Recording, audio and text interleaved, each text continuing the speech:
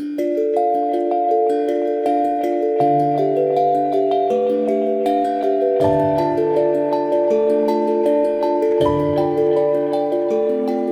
my friends, and welcome back to the Neurodiverging Podcast. Thanks for joining us today. My name's Danielle Sullivan. I'm your host, and today I am here to talk to you about what it's like as an autistic person to have to process my environment all the time. Before I dig into this too much, I just want to say thank you to our amazing patrons over at patreon.com/neurodiverging for supporting this podcast and making it possible to do. If you'd like to join our community, throw a couple of bucks in the pot each month to help to support the podcast and the work we do, please check out patreon.com/neurodiverging. We'd love to have you with us. Thank you to everyone for all of their support. So this podcast is inspired by a couple of things. The first thing being, I just got back from a trip, which went very well, but I was out of my house for a while. I was off of my routine. I was eating different things. I was sleeping at different times and processing different environmental data, which had a unique effect on me, let's say. And the second thing is that I was talking to a client this morning who is also actually on a trip in the moment. And we came to the realization through the session that they were also struggling with the manual processing that they are having to do of their environment because they're in a different space than they usually are.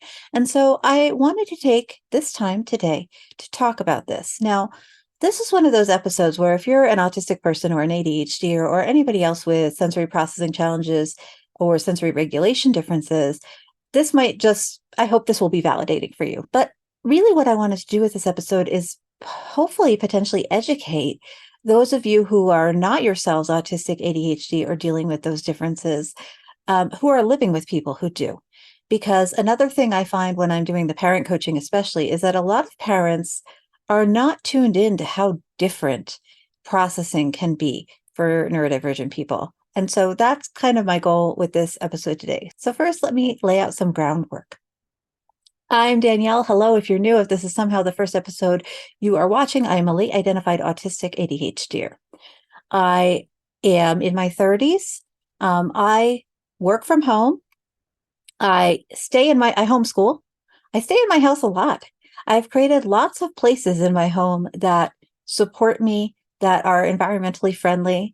I have a lot of sensory processing challenges, which means that certain textures, certain tastes can be very difficult for me to handle. I can get visually overstimulated by certain kinds of light. I certainly also get overstimulated by audible noises, very often things that are going into my ears. I also have auditory processing disorder, which means that although my hearing is fine, my physical hearing apparatuses are fine, the information that is coming from the outside of the world into my brain takes longer for my brain to process, and thus for me to understand what people are saying, what noises are, where noises are coming from, to locate noises in space in a physical location. So all these things are really challenging for me. The challenges I have are common and across a lot of different kinds of neurodivergent brains, right? This is not necessarily just an autistic set of disability, but a range of differences that can be found in lots of different kinds of people, but certainly very commonly in autistic people as well. So what this means is that for me and for many neurodivergent adults and children, we have to manually process information that we are getting from our environment. We have to hear the noise, say, oh, I hear the noise. What is that noise? Oh, it sounds like a door closing. That noise is the door closing. And that whole chain of thought is automatic in a neurotypical person. The neurotypical person hears the door closing, knows it's the door closing, and is able to discard it as irrelevant data automatically without any effort in their brain. The neurodivergent person, in lots of cases, has to manually process every little bit of environmental data that comes in. That can be things that are coming in from the five senses you learned about in school: your vision, your smell, your taste, your touch, and your ears, your hearing. It can also be data or sensory stuff that your body is giving you, right? Whether you're hungry, thirsty, have to pee, have to sleep, whether you're off balance or dizzy or faint. All these things are information that's given to your body. We don't often understand those things intuitively or naturally or automatically. We have to feel our stomach make a sound and go, my stomach is making a sound. What does that mean? could mean I'm hungry. It could mean I have to pee. And then we have to problem solve. Okay, which thing should I try first? That takes a lot longer for us. It takes a lot of energy. It takes a lot of processing, and it requires us to be very aware if we want to have success, right? And be regulated. It requires us to be very self-aware in a way that is very hard for any individual person, regardless of their neurotype. So today is Wednesday. 10 days ago, I left to go on a trip to visit some family on the East Coast. I'm in Colorado. To visit some family on the East Coast, to visit a partner who's there, to see my sisters and some of my cousins at a family wedding.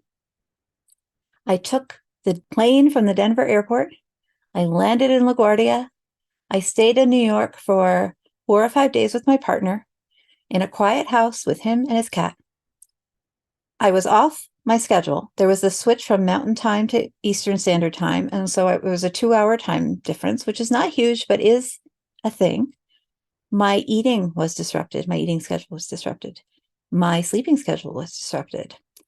Thus, I had a lot of trouble knowing when I should be eating and when I should be sleeping. I got very tired very quickly because I couldn't keep track of which time was which. And my internal sense of my sleep demand is off. It's something that's very difficult for me to notice if I'm having sleep pressure or not, if I need to sleep or not, until it becomes so much so that I just fall over standing up wherever I am. I did not have access to my safe foods in New York, right? So the food that I eat in Colorado that I carefully stock from the grocery store, the same brands are not available in the bodega across the street from my partner's house. I ended up eating bagels basically for 5 days straight, which was fantastic because they were New York bagels, which are heads and above the Colorado bagels. I might be a carb lover. You can make your own decisions about that. I ate some other stuff, but I mostly ate the food I brought with me on the plane, which is not very much. I'm a light traveler, and bagels for 5 days. Despite all of that, I stayed pretty regulated considering that I was out of my element. Again, I am somebody, and I do these podcasts, and we've got 70 of them. You can hear me talking in all of them. We've got all the Instagram stuff and all the stuff on the Patreon. And so you can sort of know me as well as you can from video pretty well by now if you want to. I'm a relatively regulated person in my own space, in my room, in my house, with my kids and my family and my cats, with the access to the supports I need. I'm pretty stable. When you take, and actually to the point that a lot of people assume I'm more stable than I am, which is, I guess, a compliment, but very off-putting personally. So yeah, I don't have a lot of meltdowns anymore. I'm pretty regulated.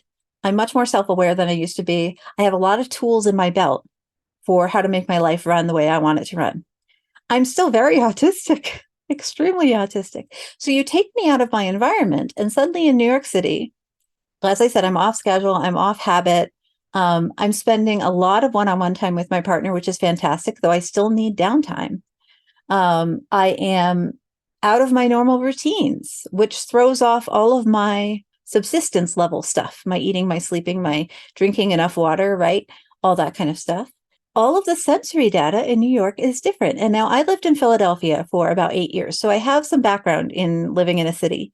And luckily, the way I perceive time is such that I can kind of go back to living in a city, Danielle, pretty easily. I was able to handle the traffic noise outside. I was able to handle the sirens. I was able to handle the people yelling outside, right? Those are just normal city noises. And part of my brain that remembers what it's like to live in Philadelphia was like, hey, okay, we know this stuff, it's fine. I struggled with the difference in humidity in the air, right? I struggled with the way the temperature shifted in an apartment building versus the house that I live in. I struggled that a lot of the regulation strategies that I've built up in my own home didn't map perfectly into my partner's home, right? I couldn't pace up and down the halls. It was harder to jump up and down because their teenager was often home and trying to do things, and you don't want to be thumping around in somebody else's house, right? That's like being a polite guest means not jumping up and down. And I could still stim physically, but a lot of my vocal stimming had to be reduced. And this was not due to my partner or his kid. This was due to like being in an apartment building and wanted to respect other people's space and environments too, right? So a lot of the rather loud verbal stimming that I do in my house where no one cares and where my kids are also verbal stimming, I did find myself reducing it in order to kind of conform to the politeness norms of being in an apartment building. It was really interesting to me as someone who, at this point in my life, kind of sees myself as someone who's pretty regulated, to take myself out of that environment that I'm used to and plot myself somewhere else and realize that, no, actually, I'm not that regulated. I've just really set up a huge amount of scaffolding in my own space to support my nervous system and to support my routines and to support, me remembering to eat and drink and show up on my coaching calls and sleep when I'm supposed to sleep. And when you take all that scaffolding away, I fall the bitch just like, everybody else does. The pieces that I thought were the most interesting were, first of all, the effect of environment on my own routines and rituals. Again, on my ability to eat, sleep, drink, do all the things. And secondly, the fact that environmental sensory stuff can affect our regulations so much. So the fact that it's more or less humid, I don't think affects neurotypical people that much, right? On a day-to-day, I'm sure like maybe it affects you, whether your hair is doing what you want it to or not. I don't think it affects anybody's ability to focus, except in extreme circumstances, or anybody's ability to tell whether they're hungry or thirsty, or to tell whether they are tired or not. But small changes in environment can affect an autistic person very, very, very much. And that was really proven to me again by going on this trip. After I was in New York for a while, I traveled down to New Jersey to go to my cousin's wedding. And then I went and stayed with my sisters for 2 days. They are in a gorgeous suburban sort of setting near the bay. It was very humid. There were lots of bugs, not in the house, but like just in the air because we're by the ocean. And then where they had me set up was in their open floor plan house. The house was very loud, not because of like anything bad, but just because people were living their lives and enjoying them. There were some small children making small kid noises. The house creaked. The dog kept running around, right? It was like very normal, but it was all stuff I'm not used to. I'm so not used to it. I had so many more challenges there than I did even at my partner's house. And in retrospect, I'm glad that I had some time to get used to East Coast time in a relatively safe space of New York City. But then when I went to visit my sister in Delaware, it was so much louder. There was no schedule. Everybody was just doing whatever they wanted, which woohoo for autonomy. But also I didn't know where I was supposed to go or what I was supposed to do or who I was supposed to talk to or when I was supposed to give somebody downtime. And if I was hungry, was I supposed to wait for dinner or was I supposed to get myself some food? And if I needed to take a movement break, where was a place to do that wouldn't disturb other people? If I needed to take a reading break or an introvert break, again, how could I do that without other people believing that actually what I wanted was somebody to come talk to me, right? Some of this is communication stuff, and some of this is politeness norm stuff. But a lot of it was, I am outside of my environment and I am trying to figure out new strategies to get what I need, to get my needs met. And my family is so supportive of me. They are fantastic. They do more than I ever could have asked from them. And they are very open to listening to me and hearing what I need and trying to meet me with that. I could not ask for a better group of people with them. Even with those people, just because of the environment in which we were, it was challenging for me to get my needs met. I was constantly overwhelmed by the sound, the movement, the visual stimulation. The lighting was different there. The way the house echoed noise, it was so challenging for me to hear what people were saying, to interpret them properly, to figure out if people were talking to me or not. Sometimes there were voices from other rooms that sounded like they were right next to me, and sometimes people were right next to me and I couldn't hear them. That's auditory processing disorder. It's also a sensory difference. It's a sensory challenge, right? A lot of other autistic people with or without auditory processing disorder will have similar challenges. If I couldn't see people's mouths, oftentimes I couldn't really figure out what they were saying. Again, all of my routines were off, which meant I didn't have as much capacity because I was hungry and tired and confused most of the time, right? Part of the reason I wanted to talk about this on the podcast, and I know it's a little rambly and I know it's a little discombobulated because this just happened. But I wanted to get a recording of it while it was still fresh before I've processed it too much and sort of gotten away from the truth of it. Part of the reason I want to talk about this is I am an adult. I am in my late 30s. I am a householder. I have kids. I have a job. I am, by all metrics, doing pretty well for myself. Also, at the same time, I went to my sister's house for 2 days and stood there confused for 75% of it. Not because of anything my sister did or my family did or anything to do with the environment being hostile, but just because an autistic person processes the world differently than a neurotypical person. That's it. That's the only reason.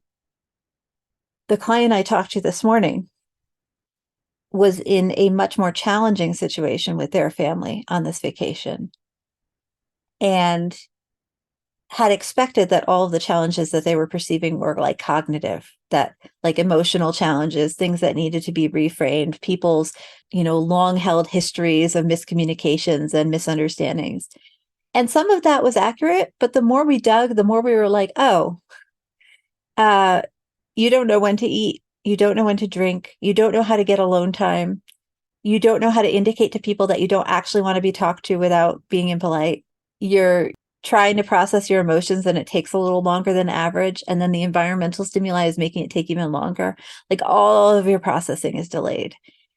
And after talking to them, I realized even more, I think, how much throughout the whole trip, my processing was so delayed. And then I got home on Sunday night. One of my partners drove me back from the airport. And I spent all of Monday and Tuesday wandering around in a fog going, where am I? What's going on? Am I hungry? Am I thirsty? Am I slept? Because even though I was back in my normal, natural environment, I had to reset all of my expectations about sensory norms, all of my routines and rituals, make sure that my safe foods were in stock, make sure all my laundry had run so everything would smell the same as it usually does. That's another thing. People underestimate how much the sense of smell and touch affect autistic people. And just being in another location where the sheets smell different and the pillow doesn't have the right amount of firmness and the air is heavy. Those kinds of things, they might sound like we're just being quote unquote picky to a neurotypical person. But those things can affect us so much and so negatively that we are people to whom the world often feels unsafe. And so when we travel, a lot of our safety is in the things that are around us, and those things are taken away, right? My room is safe because I have made it safe. If I go somewhere out of my room, it's going to smell different. The air is going to move differently. The temperature is going to be different. Not to mention that it's going to look and sound different, right? When I talk to parents, when I'm parent coaching, especially if the parent is not autistic and the kiddo is, the number one thing parents tell me, I go in there and I'm like, oh, we're going to, do all this great education and figure out the communication and do all these amazing things. The number one thing the parent comes out with, reportedly from these folks, is that they had not realized how much their child's perceptions of their sensory environment are affecting that child's behavior. And that often parents are expecting too much from their kids, considering how much data they're having to process every second. And as adults, I feel like a lot of us underestimate how much we are processing every second too. Just because we are older and we have more experience doesn't mean we're not still dealing with mammoth amounts of data going into the brain and needing to be pushed out the other end every single second. Taking us out of our routines, removing our scaffolding, changing our sensory environment can have huge consequences for us. This is part of why transitions are hard too, right? This is part of why travel's hard. This is part of why working outside the home can be hard. There's lots of aspects to this. And I think that's why I wanted to talk about it today. And also just, again, to counter this narrative that some of you have. I get these emails that are like, how do you do it? How are you so good at everything? And it's like, no, I'm not. I went to a wedding and almost fell over, even in a highly supportive family group with people who are trying to take care of me. I almost fell over because you took me out of my safe zone. I look okay when you see me on the videos because I'm in my safe zone. It's a lie, friends. It's a lie. I really appreciate you tuning in today. I hope this semi-story rant was helpful to some of you. Please check out the Patreon at patreon.com/neurodiverging. You can throw a couple bucks in the pot, support this podcast, support low-income coaching clients. We would really appreciate it. You can also find us on Instagram, Facebook, and at neurodiverging.com. Please like this, share it with friends if helpful. Please remember, we are all in this together.